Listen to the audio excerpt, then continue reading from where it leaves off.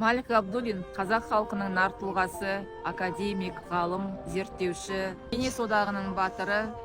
1915 жылы 15 қараша күні Ақмола облысы Зеренді ауданы Қойсалған ауылында дүниеге келген.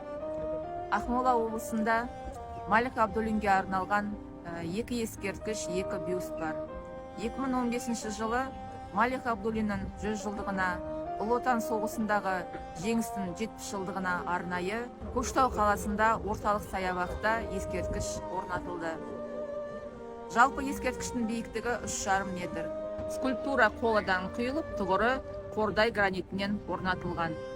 Екінші ескерткіш Зеренді ауданының орталығында орналасқан. Бір бюст Малик Абдуллин музейінің жанында орнатылған. Екінші бюст Зеренді ауданында орнатылған. Батыр, алып тұлға Малик Абдуллиннің есімі әрқашан жадымызда.